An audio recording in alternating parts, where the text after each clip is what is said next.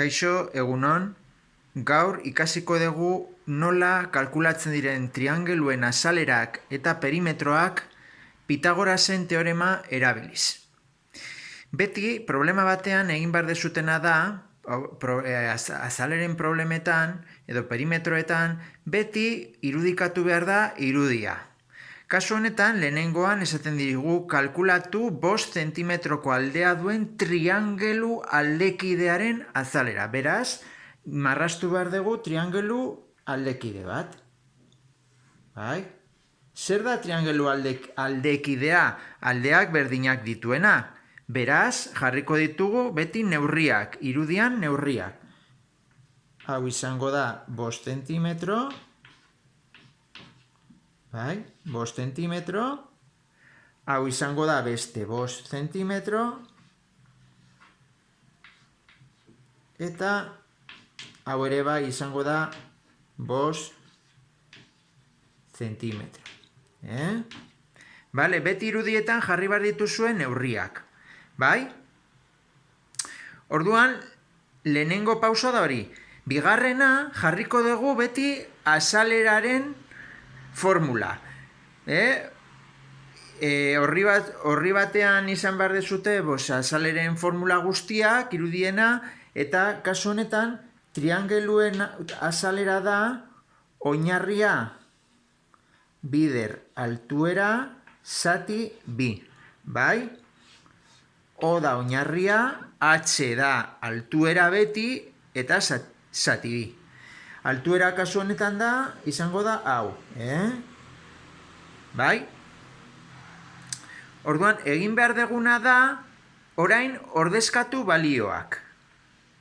Zein da oinarria? 5, pues 5 jarriko dugu. Zein da altuera? Ez dakigu.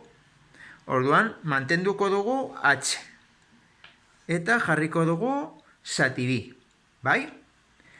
Orain, nola kalkulatu dezakegu H hau? Bilatu behar da beti irudietan angelu zuzen bat. Eta ikusten badugu, hemen adibidez daukagu angelu zuzen bat. Bai? Orduan egin behar deguna da, angelu zuzen horretan Pitagoras aplikatu. Angelu zuzen honetan aplikatuko dugu Pitagoras. Gogoratu Pitagoras zela hipotenusa berbi berdin kateto berbi gehi kateto berbi. Bai? Bi katetoen arteko berbiduren batura. Bueno, pues ordezkatu. Zenbat da hipotenusa? 5. Pues jarriko dugu hemen 5 berbi. Zenbat da kateto bat? Kateto bat izango da hemen 2,5 berbi. Bai? Eta beste katetoa da H. Bueno, pues jarriko dugu gehi H. Bai?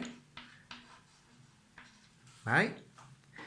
Hemendik egin behar dezutena da, askatu. 5 berbi 25. 2,5 berbi.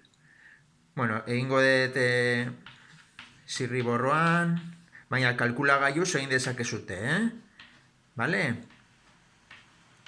Bueno, da 6,25. 6,25. Bai? Esako dugu bestaldera, zenbakia. 25 ken 6,25. Berdin, H berbi. Eta hau da 18,75. Berdin, H berbi. Orduan, H da, ikusten baizute, horren kontrakoa da, erroa. Orduan da, erro, jarriko hemen, barkatu. Erro, 18,75. Bai, Hau egingo zenukete kalkulagailuz. Hemen ez daukat kalkulagailua, baina hau kalkulagailuz egin beharko zenukete. Bueno, pues hau da h-ren balioa. Bai, altueraren balioa.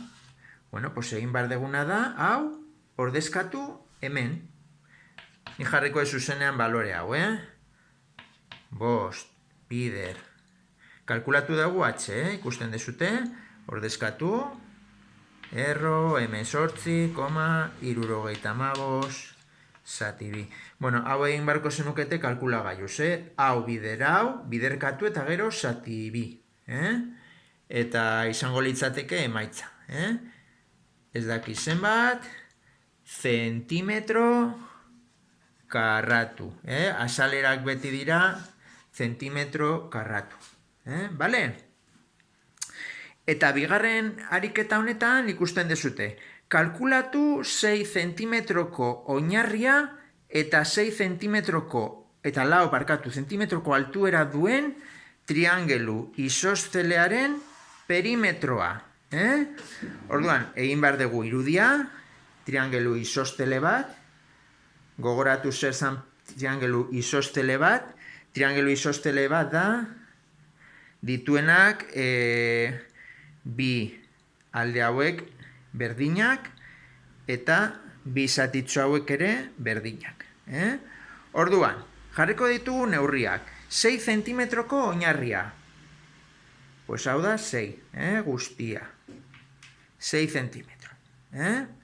Eta 4 zentimetroko altuera. Bueno, pues jarriko dut hemen 4. Altuera da 4. 6 eta 4. Bueno, pues, orain jarriko dugu beti bezala perimetroa. Formula, zer da perimetro bat? Perimetro bat da hiru aldeen batura. Bai? Orduan, izango dugu 6, gehi, honi deituko diogu isa, eta honi deituko diogu isa. Bai? Gehi isa, gehi isa. Ikusten dezutenez, ezin dut orain dit perimetroa kalkulatu, isa falta zaidalako. Orain aurkitzen dugu triangelua. Hemen ikusten baduzue, hemen daukagu triangelutxo bat. Bale? Orduan, aplikatzen dugu Pitagoras. Hipotenusa berbi, berdin. Kateto berbi, gehi kateto berbi. Bale? Orduan. Bueno, hipotenusa deitu dugu isa. Zenba da kateto bat? Zenba neurtuko du triangelutxo honetan zatitxo hau? Hau baldin bada 6, hau izango da 3. Bai? Hau izango da 3. Pues 3 jarriko dugu hemen, kateto bezala, 3 berbi, eta bestea da, beste katetoa da, altuera, 4. 4 berbi. Orduan, isa berbi da, bederatzi, 3 berbi, 4 berbi, 16. Orduan da, isa berbi, jarriko hemen, isa berbi da 25. Orduan, honen erroa, eta 25 erroa da 5 zentimetro. Bai? Orduan orain, hau ordezkatuko dugu hemen, eta izango dugu perimetroa.